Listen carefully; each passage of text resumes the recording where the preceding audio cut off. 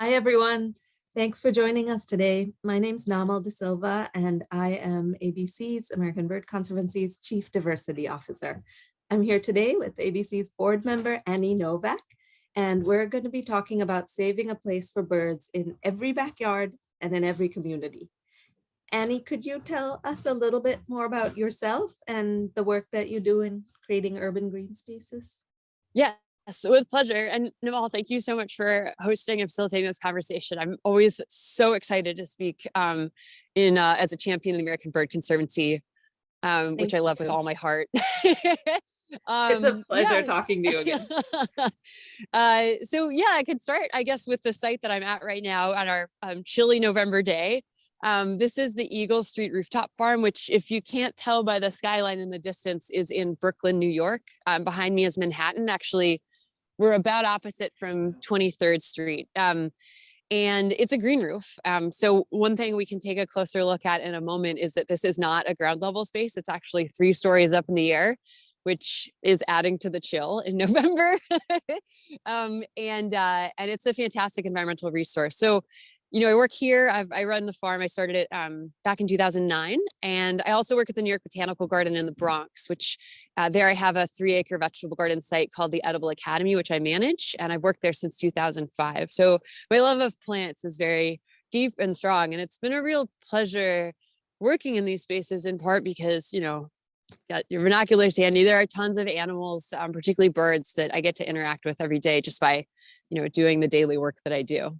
So. And you said the farm is high up. Does that give you a good view over the river and over the city as well? Yes. Yeah. So we'll walk around in a second. But one of the fun things is that, I'm in Brooklyn and that's Manhattan. And if you're familiar with your geography, we've got the East River coming down on this side of the island. And so there's actually, there are several fantastic ways to see birds up here. One is we have double-crested cormorants that nest on Youthan Island, which is this very strange remnant island off the United Nations. I think it used to host a satellite tower, and now it's just a bunch of rocks and double-crested cormorants.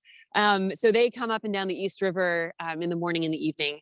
And there are also ring-billed gulls that I see really regularly. It's not the biggest roost. The biggest roost is in South Brooklyn near Dumbo, that neighborhood, but we do see them up here. And laughing gulls in the summer as well, flying over the farm, often while we're working and sweating and like near to tears, and they're going, ha, ha. So a little bit of attitude. And then in the fall, actually, we just went through a really beautiful migration season, and we'll get, here and there some warblers, usually pine, palm, some of the bolder guys passing through every now and again, a goldfinch, an American goldfinch. So it's a cool little site to catch some bird action. That's great. Show us around. Yes. I'd love to see more of the farm, but then also to talk a little bit more about your passion for birds, as well as your passion for feeding people, because it's not just plants, it's plants that nourish people.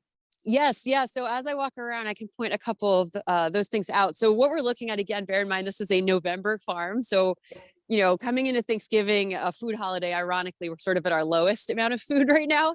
But the rows that remain are principally, I have a lot of culinary herbs. So here we have chives, there's lavender, thyme, oregano. We have a little row of wintering kale.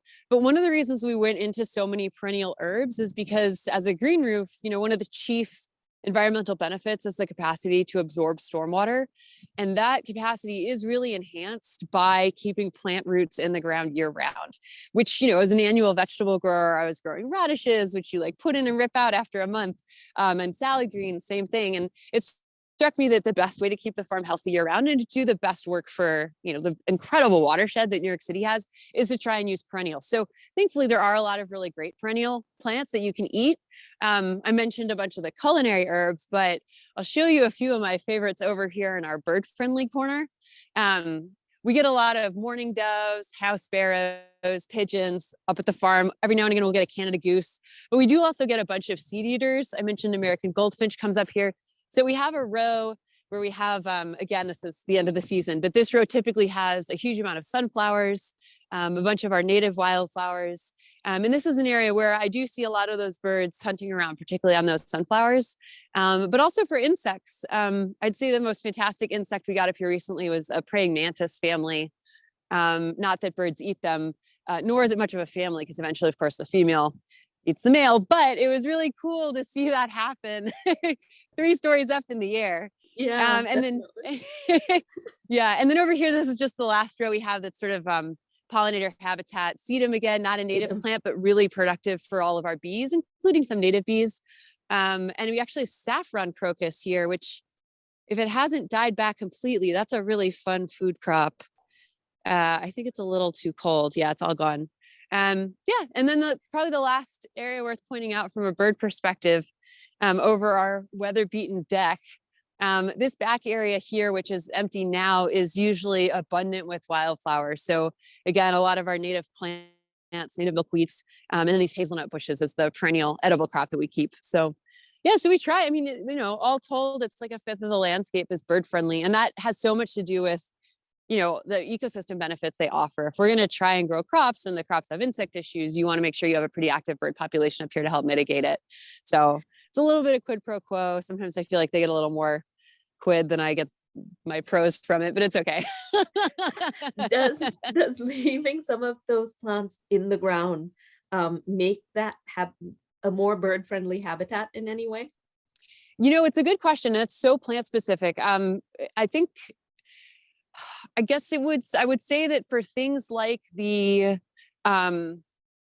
there, you know, a lot of the wildflowers and such that we have that attract native insects that in turn help some of our native birds, those are self-seeding annuals. So it's less that I, you know, have let them grow and they stay in through the winter and they keep growing. And it's more that I don't touch the soil.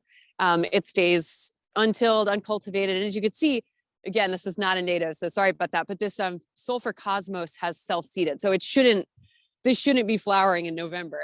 But this is all old cosmos that have then self-seeded. So there's other native examples in here. Poppies are doing this right now. What else do we have in here? Indian blanket is another one. Yeah, so more of that than anything else. But the benefit of the perennial crop really is on those periods of heavy snow and then heavy snow melt, none of that water is going, or it's slowing the rate at which the water is going into our sewage system, which in New York is a combined sewage overflow system, which means every time we have a significant amount of precipitation, a lot of that runoff is going right into the East River, which I promised I would show you and I forgot, but here it is.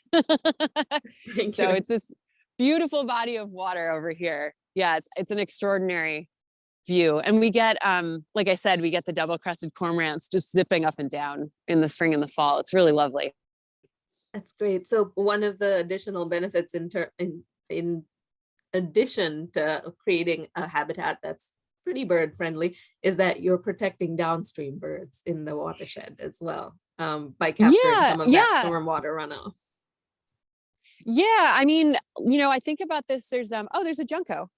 That's fun. Ooh. You guys, it's probably too small for you to see, but that's our first junco of the year up here that I've seen. It looks like it's eating chickweed. Hey, friend.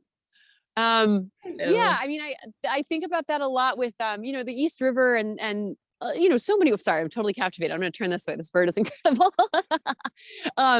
The East River is this incredible ecosystem, and of course, it goes down to like the bay and our estuaries and these really unique aquatic environments that people don't think about when they think about New York. And I think to your point about using this term watershed, most of us live near some form of water. I mean, a lot of cities, a lot of populated spaces, even suburbs, people gravitate towards that because it's, you know, it's linked to our older transportation systems. It's part of how we establish a safe place to drink and have a water resource. So the things that we do in our own homes like really impact that watershed landscape. I experience it very directly because I'm like staring at the thing that I'm trying to help. But I hope it's kind of in the back of people's minds always that, you know, your actions tie into that larger landscape. I think it does help to see it, because in some cases we're not that close to a river when we're living in a city or anywhere. We're not physically seeing those water bodies, and when everything's a storm drain, it's harder to keep those connections in mind. I feel like that's one of the other benefits of being out in a garden or in a farm. You get to directly experience those connections a little bit more. Tell me about how you talked about being involved with plants for a very long time. How did you get excited about birds?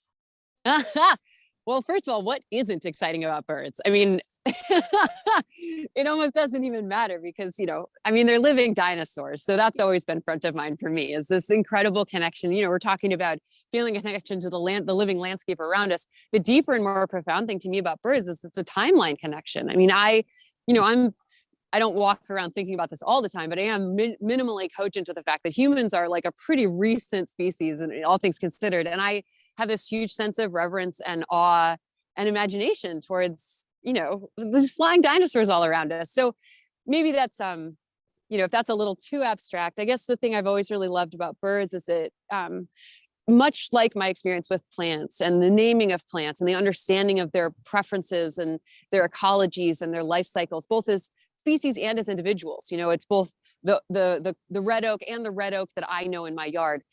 Birds have that times 1,000-fold. As a plant person, first and foremost, it breaks my heart to say it, but I do recognize that people feel a very strong connection to animals. You can also love plants, but with animals and birds are so charismatic, uniquely charismatic. And that also is on a species level and an individual level, right? So, I was just staring at this junco. It had this whole expression of behavior as it was foraging. It had its own little thing going on.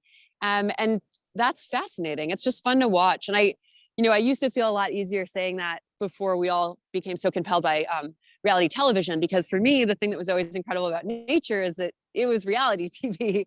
The way that I grew up, I just was out watching plants and animals and life do its thing, completely fascinated. And of course, now we've, become a little internal about the way we absorb that, but with television. But yeah, I think that's always been where it's at. Is this constant, ever changing, ever dynamic relationship that you don't even, I was just watching and it was fascinating, and then suddenly you put out a bird feeder and you have an actual connection with a bird. That's, I mean, gosh, you could stare and look at that for hours. One agree. could. And across the seasons too, watching things change. Yeah.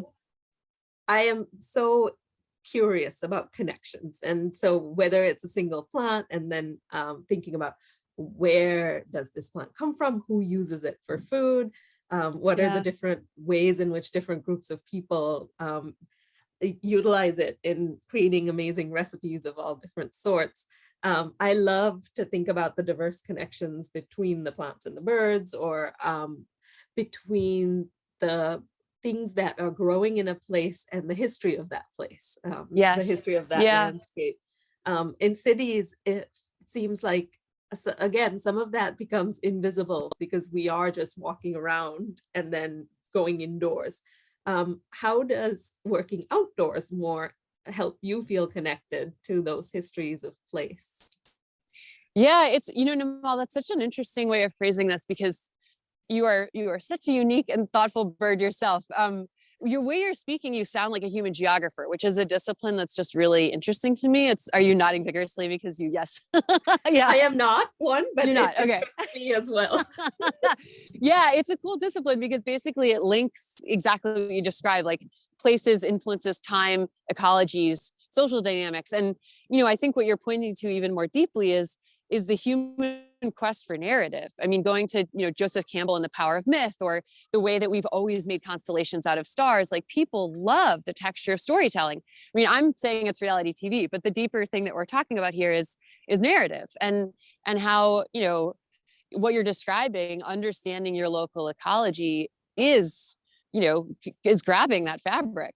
So how do you do it when it's obfuscated by a city? Well, one thing I'd point out about New York, and we can gaze upon its wonder and fury again, Manhattan, as it existed 400 years ago, was a very wild and different place. The development that we're seeing is very recent. And part of why I'm able to say that, even though it's a completely covered landscape, is because, pathways like the ones that migratory birds make still thread over the Northeast. And so even if, we're getting blackpoll warblers coming through that, 400 years ago, we're doing it for several thousand years post-glaciation, like they know this landscape as an old landscape. So I find that, you were asking if working outside has something to do with it.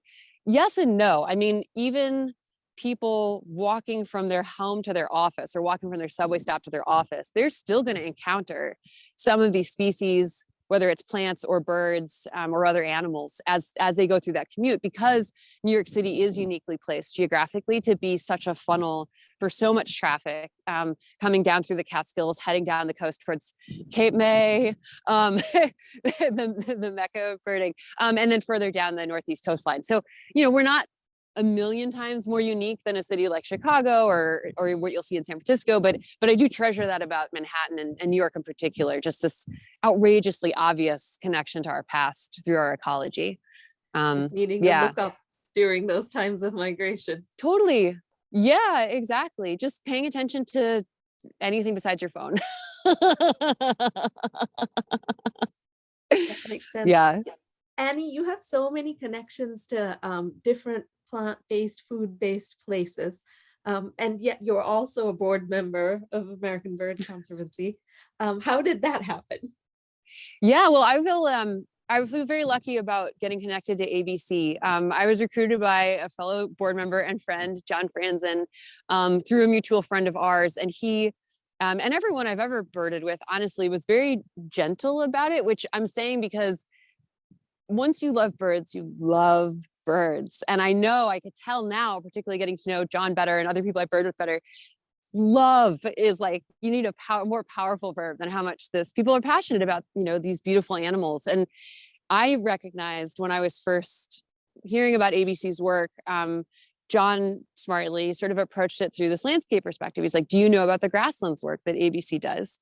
And I hope I'm not misquoting him here, but one of the things that stood out to me about these initial conversations was American Bird Conservancy does tremendous work with land. If you're conserving for birds, you're conserving landscapes. And as a plant person, I was duly impressed and have continued to be astonished and impressed with how much land conservation and protection of these beautiful open spaces is inherent to ABC's mission, and how much of a donation dollar goes towards it, how much staff time is put towards it. It's a really powerful impact that ABC has. So when I was first brought onto the board, that was and it remains very compelling for me as a reason to advocate for the organization.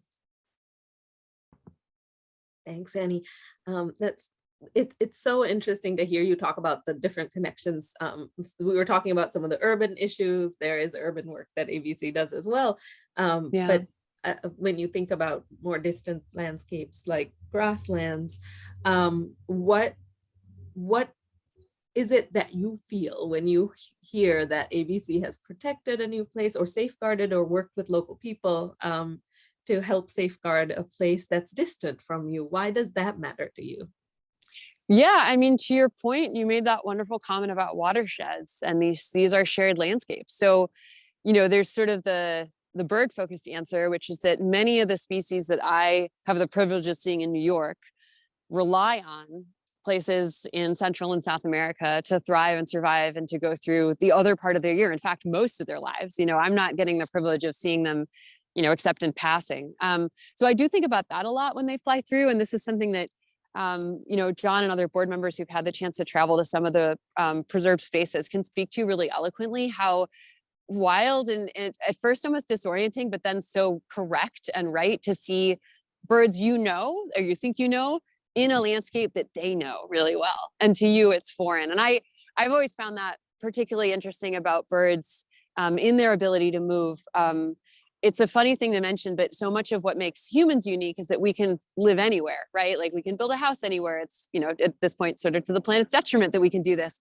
But there are cultural barriers, language barriers, things that make us feel ill at ease when we travel, potentially, until we get used to it. But you never see that with birds. And I love that. I loved, the minute I was in Panama and I was seeing one of my favorite birds is the Baltimore Oriole. That was one of my first spark birds. And the Baltimore Orioles making their pendulum nests, like in New York, fascinated me. And then I went down to Panama, and there they were popping around the Panama Canal, like happy as clams.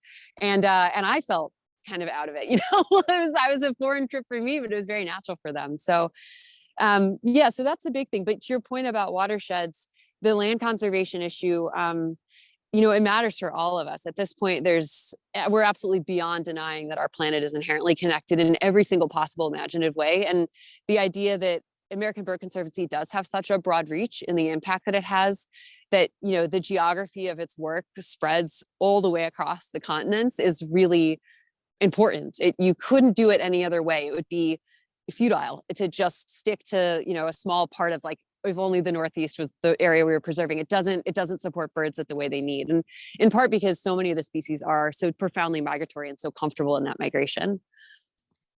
Yeah. Yeah. But tell us more. I want to hear more about this urban bird program. What does ABC do in urban places? Well, a lot of different things. And we as an organization are growing and learning all the time too. So we're expanding the places in which we work and the communities to which we are reaching out and trying to learn from and support as well. We have a newer program called Bird Cities that is exactly about that, making cities working together with various communities of people that live in a city to help make it a better place for birds in all sorts of different ways, whether that is bird-friendly habitat, like some of what you were showing us, or tree canopy, different solutions in different places, but always looking at what is this a place for birds, or could this become a better place for birds? And like you said, with water, all of these issues are connected. So we couldn't only focus on protecting birds in South America. We need to also think about in New York City or in any of the other places where birds move through, just like water sort of flowing across places. And you as a particularly powerful people person, I know that the other thing about urban, like looking in urban spaces to create safer spaces for birds, is this is where all the people are. Right. And I think it's such a cool opportunity. I've seen this in New York as the birding community has really grown and changed. People, one of the better things to come out of a terrible pandemic is that I do think a lot more people started to get outside and do things like go birding. And so the idea that, there's this work you can do in your own environment is really impactful, and hopefully gets people excited about conservation more broadly. But certainly there's tons of work to be done within cities. And, if you improve the city landscape for birds, you're improving it for people too. Definitely. Over and again, like more plants is better for everybody. Cities and suburbs where a lot of people live, and of course our rural landscapes too. But I think the pandemic was really interesting. I mean, it's devastating and horrible, but at the same time, it did get a lot of people out in nature. Also, even when people were home, they'd look at birds through their windows more, or we'd get stories like that people were starting to notice the birds more, listen to the bird songs more as they were just staying at home, whether in an apartment or in a house. They were a little bit more connected to what was going on around them. And I find that to be really wonderful. Also, an increased sense of people getting outdoors, a greater diversity of people taking advantage of opportunities in parks. I found that really exciting in a time that's been very hard, honestly, over the last almost 2 years now. But there's been these bright lights of, these parks are really important for the birds, definitely for people too. We clearly need more, but also to create these green spaces in our cities for everyone. That's something that I would love for all of us to think about more too, is who has access to green spaces. Yes. Yeah. No, I'm glad you mentioned that, because I think one of the things that struck me about the ability, and we saw this in New York too, there were these huge exoduses out of the city to the Hudson Valley, essentially. And who was able to do that and who couldn't was pretty stark. But I think one of the things we've seen happen here, which, we were talking about green spaces and plants. One of the other pieces of legislation that's gone through recently, which was really helpful towards making cities bird friendly, is legislating towards bird-proof glass and bird-safe buildings. And one of the things that I have always long admired about the American Bird Conservancy is the work that ABC does with bird-safe glass, working, for example, with Chris Shepard, one of my heroes. Christine does truly incredible advocacy around that issue, and science as well. And we've seen it, make good progress in Chicago, Toronto, obviously New York.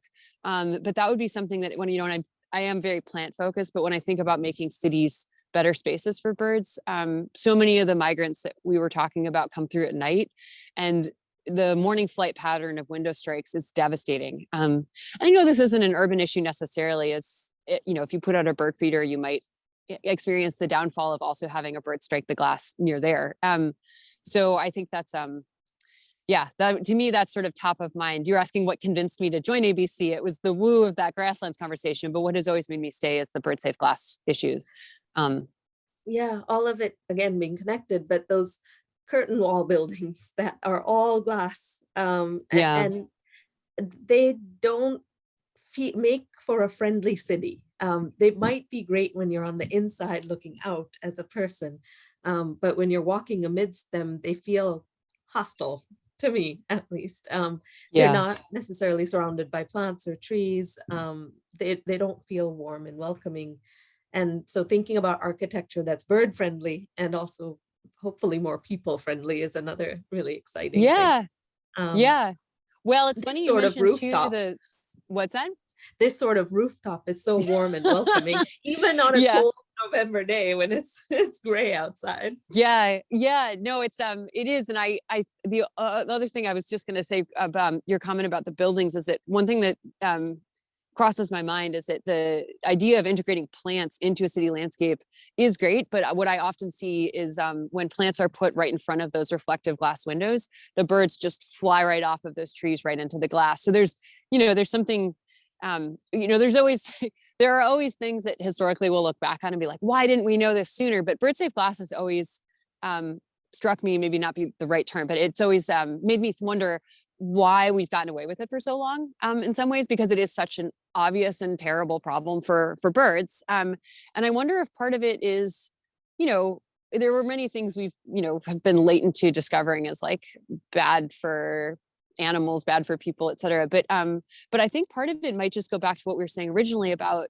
getting to know birds both as species and as individuals. I've talked to a number of people who work at buildings, as custodial services or the building manager, when I find the birds and I'll say, hey, you know that this bird hit the glass, if this is a problem, do you want to do anything? And it's either that it's only 3 to 4 times per season and they won't take it seriously in the aggregate, or it's a bird they just don't recognize. They'll see, I've had experiences where they'll see a brightly colored bird, let's say it's like a Blackburnian warbler, which is like one of the most beautiful birds ever made on this planet. And they'll think it's someone's pet because, they're thinking, oh, maybe it's, like a canary or a budgie or something, which is problematic in its own way. And that, it just goes back to what we were talking about, like how do you get people interested in this as a really juicy and exciting narrative is something to pay attention to. So again, to toot ABC's horn, one of the things I've noticed for my friends who have been turned on to ABC because I'm constantly proselytizing is they love the bird email that goes out announcing, bird of the week or bird of the day. I can't remember how often we get it, but it's this beautiful introduction to a species. And I'll have friends screenshot it and send it to me and say like, did you know about the, Arife mannequin? And I'm like, well, yes, I do know what the Arife mannequin is, but I'm glad you do too now. Because if you put a name to the face, suddenly it's not an anonymous, poor little dead bird in front of the window. It actually matters. That makes a lot of sense too, in the sense that if you're not looking up regularly, if you don't have binoculars, you might not notice some of the more unusual or brilliantly colored or exciting birds that people might think were pets. That's interesting. Or even seeing, a white-throated sparrow, which if you've seen house sparrows your whole life in a city or in the suburbs, you're like, oh, it's just another sparrow. But sparrows are, outrageously diverse and interesting and beautiful. And I think about that a lot because white-throated sparrows are one of the most common window strikes in New York City. And people will just kind of pick them up and think like, oh, this is like a funny highlighter near its eye. And you're like, no, it's the most beautiful songbird. So, yeah. Thank you so much, Annie, for taking the time to have this conversation with me. I feel almost like I'm up there on the roof with you. Yay. Rather than in the living room in DC. Being in different places, how can anyone around the country help save a place for birds? What can we do as individuals? So not as a board member of ABC and a staff, a team member at ABC, but rather as individuals. What are some quick and easy ways that we can help save a place for birds? Well, I'll say, the interest is already a huge step forward, as has come up many times in our conversation. You and I both, I think, are sort of lit by how fascinating birds are and how much we both seem to love following their lives and how that connects us to different ecologies, even within our own anthropocentric landscape. So if someone's interested, you're already on the right track. I think one thing I've never shied away from as someone who's, kind of a self-driven autodidact is spending time learning something properly and letting my curiosity drive me. And I mention that because it's very easy to say, put up a bird feeder or plant a tree or, spend more time working with a local, bird rescue group or something. But any of those actions are much better if they're done with information and with intention. So as a plant person, I could just start with that by saying there are some really beautiful and important relationships that birds have with plants, and understanding that, where it fits in their life cycle, what stage the plant is at when it helps the bird out, whether it's as a roosting spot or as a nesting spot or as a food source, etc. Hopefully is interesting enough that folks aren't turned away by how much there is to know. So what I honestly usually recommend for people is go birding, because it is so much easier to figure out how to help birds if you watch them live their lives and you get to know them and you start to see where they hang out, who they're friends with, who they dislike, what they like to eat. And then hopefully somewhere near you is a park or resource that serves as a green space that's already doing some good work. And you can start to figure out how you can integrate that into your life. So, before you go out and buy a bag of mixed bird seed, maybe look into what kind of food birds like to eat. And hopefully it'll be fun. And honestly, the next best thing you can do is tell like 3 friends. The more the merrier. You should always go birding in the company of other people. And talk about the birds too. Yeah. What would you add to that? I know you do so much good advocacy. Is there anything else you usually tell people to do? As you're talking, I was thinking about this idea of noticing that we've talked about already today, but I teach a class on environmental justice, and one of the things that I tell my students is that it's really all about ways of seeing, ways of listening, ways of perceiving, regardless of your abilities, ways of perceiving a place, the people in that place. So who is there, who's missing? I feel like these are the central questions that drive my work, which is at the intersection between the people and the birds, is who's thriving in this place, whether it's the birds or the people, and how can we make things better?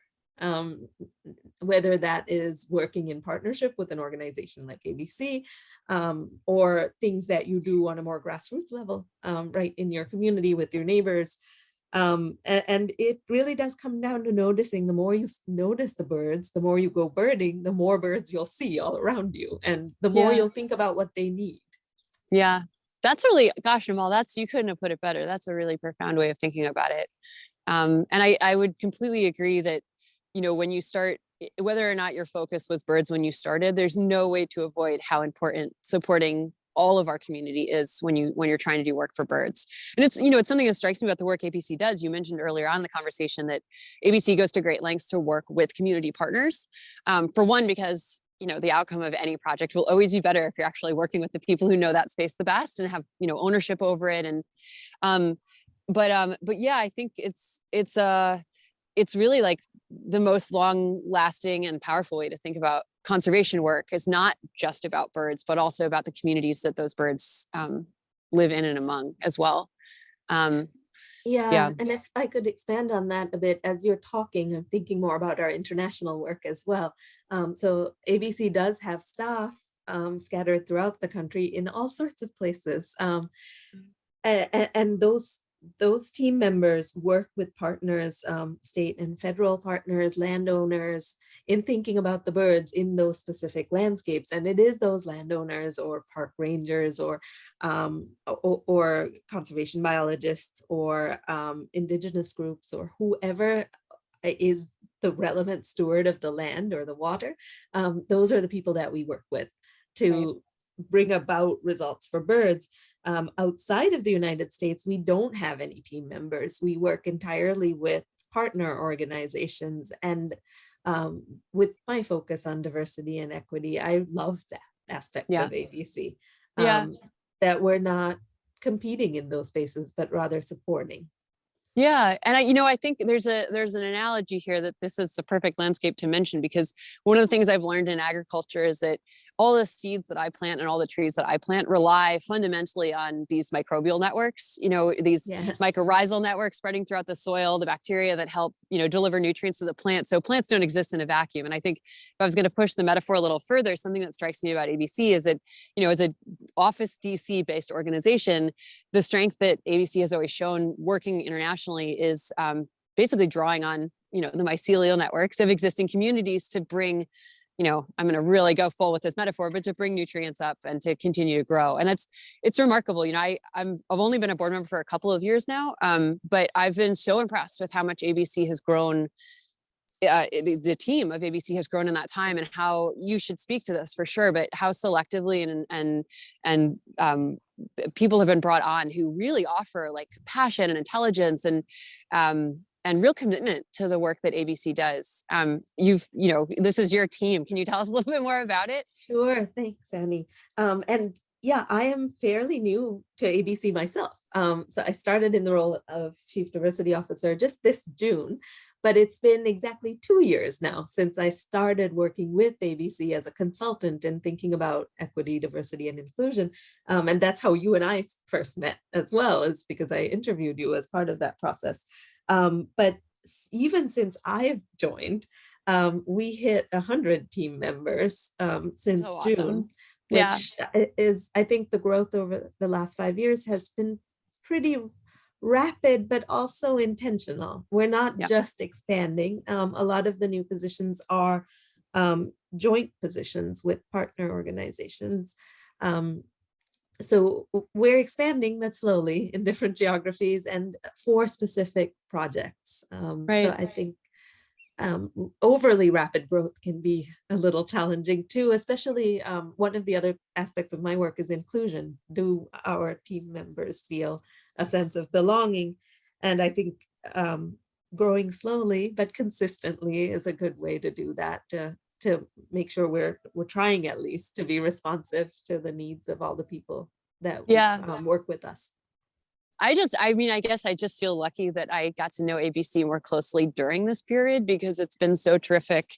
This is a group that I recognize this in the other board members.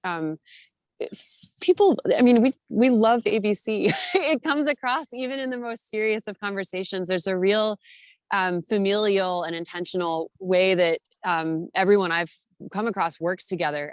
So again, to have to step into as a board member when that was the natural culture of the organization, and then see it grow it just feels really lucky. To speak selfishly, it's just an interesting and wonderful time to be an advocate for an organization. Yeah, it's a challenge too. It's in terms of maintaining that sense of collegiality and kindness, especially as we grow and become more diverse in all sorts of ways. It's great for ABC to bring in more different types of people, and those different ways of knowing and working that people bring with them. But maintain that essential kindness and respect for each other. I think that's a balancing act that. Well, if you're at the helm, Naamal, we're in good hands. It's been fun so far. That's why Good. I started at ABC to switch from consultant to staff person, is because people are kind to each other. Yeah. Well, we're lucky to have you. We're lucky to have you, Annie. Thank you so much for taking this time to talk with us. I just have a couple of other questions. Sure. Let's sort of go big picture for a bit. When you think about birds in general, what worries you the most? What is most concerning?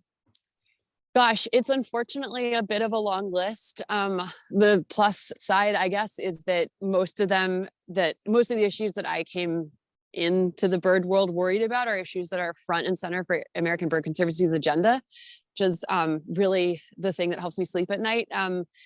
I do, as a city person, I do think window strikes, bird safe glass, bird safe cities has been top of mind for as long as I've been birding in New York. I would say one thing that I really didn't know that much about until this incredible study was published, I want to say 2018 or 19, was the significant loss of migratory birds since the 1970s. So 3billionbirds.org, or the 3 Billion Bird Project, was something that the American Birds Conservancy partnered with Cornell, Smithsonian, I believe. I hope I'm not forgetting an organization. It was probably Audubon, but these huge, powerful advocacy groups came together to work on pushing forward this tremendous science that was done, that basically showed through analysis of radar observations how many birds had been lost, how you can, looking at north to south moving birds in the fall, you can see through radar data, through catalog radar data, how many individual birds we've lost in that time period. And it's, 3 billion, which is a deeply frightening number. And I guess that itself could feel sort of lonely and horrifying, to know that time has passed and there's nothing, you can't reverse time. But everything that we've been talking about this afternoon in terms of landscape conservation, much of the pressure that's been put on birds has to do with loss of land. And so you can't reverse time, but you can get more land back, which is something that I take great heart in the work that I do, is, converting an empty rooftop to a green landscape, or protecting land that would otherwise be, divided or developed or turned into agriculture. So when the 3 Billion Bird Project was published, I just remember losing so much sleep over it. It was, literally, I was very physically uncomfortable, which, is nothing compared to what birds have been dealing with, but it really hit me hard that it was that significant. And hopefully, I think it had that resonance with a lot of people. I remember when the paper first came out, and again, ABC, Cornell, Audubon were coming forward with information about it. As far as I could tell, it was the biggest headline in my world until March 2020, because it was such an impactful study. So I do think about that a lot. But like I said, I take great consolation that ABC is doing so much work to protect the birds that we have, and to expand the protections for future generations of birds. So how about you though? I would be so curious, what worries you the most, Naamal? I wish there was a more positive way to ask it, but what is on your mind? I asked you about what worries you, but you ended up with hope. That site, 3billionbirds.org, definitely is something that gives me hope, in that it represents partnerships and research and learning. But as you were talking too, I was thinking about things that worry me also include not enough people being engaged in thinking about the needs of birds, and the ties between the needs of birds and the birds of people. So those connections, and it's not one or the other, it's the people and the birds. There are ways to safeguard people and safeguard birds in the same places. That worries me, and then at the same time also gives me hope, I'd say. People are nature as well. We've always been part of landscapes. We've always lived alongside the birds. And so looking back in history at ways in which some indigenous groups have helped care for and safeguard birds and the landscapes that protect birds, any group really that lived connected to the land, to learn from those historical ways, but also to create new ways, new types of regenerative agriculture, or so many different things that we're working together on. I guess that what gives me hope is community, and the different types of people who will and are protecting birds. I know it's you say it so well. And the other thing I remember from conversations with the ABC team members is how this is not, ABC is very realistic about conservation, in the sense that if we're looking for renewable energy sources and trying to place wind turbines, it's not a question of not having them, it's a question of placing them in intelligent ways that work for both the community of people they serve and also birds. And that's something that I see repeated in all the different conservation actions ABC takes, is a real strong sense of considering the balance of what people need with what birds need too. And I think that really is rooted in what you spoke of when you said that ABC works so well with local partners, because local partners are going to be able to stand in and say, hey, this is, I live here, I'm familiar with the needs of my community. Yeah, it's really incredible. I'm glad you also have an optimism to your worry, because I think that's really important, and it's, it's not unrealistic. It's how we move forward. At my core, I believe that we can help and solve a lot of these problems, whether it's human rights problems or bird conservation problems or climate problems. Yeah, We just need to work together on it. I couldn't agree more. Thank you so much, Annie. This has been really fun. Is there anything you want to leave our viewers with? No, just the thanks for their interest. Thank you for your interest, viewers. The ABC is a wonderful organization, and you couldn't be working with a better group of people. I mean, you get to meet Naamal. I'm glad you got to meet me. We feel lucky to have you as part of this whole team of folks helping birds. I only wish you all were here and we could eat some vegetables. And Naamal, you need, I'm going to send you some chives or something. Yeah. Love chives. The only sad thing about this conversation is you're not here to have a bite of something with me. But we'll break bread soon. See the Juncos in person too. I know. They've been chipping away behind the whole time and being very focused, but I know they're right there. Let you enjoy them. Thank you, Annie. Thank you, Naamal. Bye. Bye.